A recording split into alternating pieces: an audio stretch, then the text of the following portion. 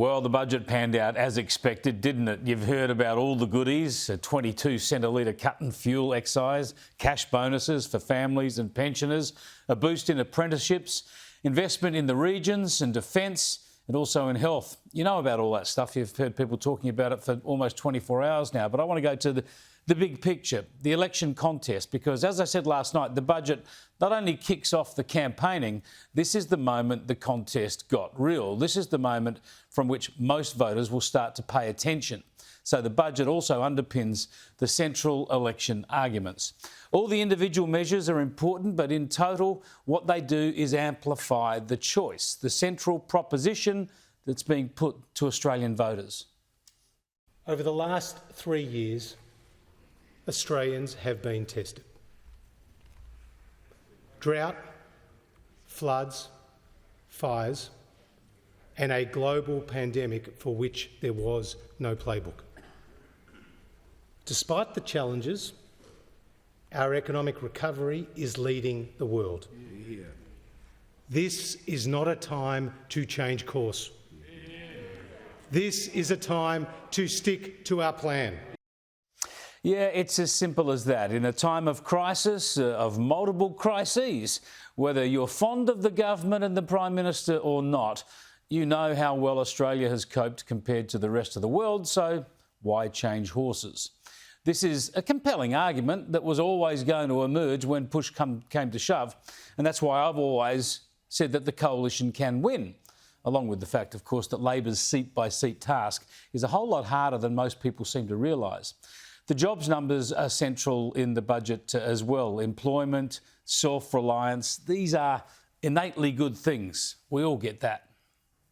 Tonight, I confirm to the House unemployment is at 4%, the equal lowest in 48 years. Yeah.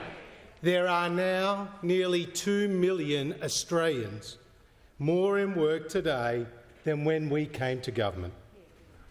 More women in work than ever before. Yeah. And this budget will see unemployment go even lower, delivering more jobs and higher wages. This is not luck.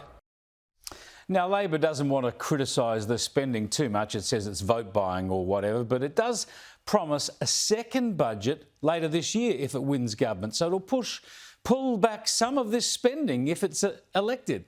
And what exactly will Labor target? That question is going to prove telling in the weeks to come.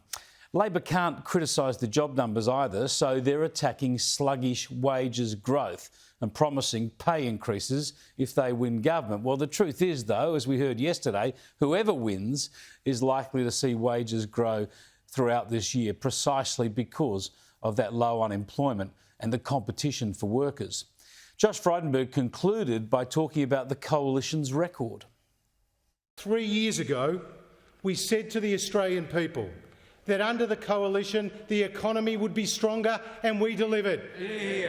That under the coalition more people would be in work, and we delivered. Yeah. That under the coalition taxes would be lower, and we delivered. Yeah. That under the coalition essential services would be guaranteed, and we delivered. Yeah. And that under the coalition we would invest more in national security, and we delivered. Yeah.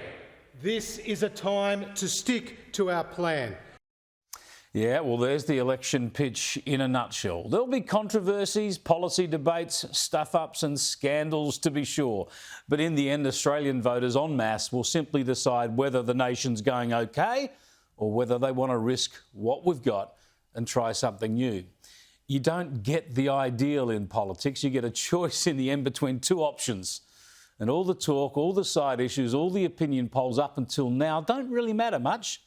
It's the next 40 days or so that really count.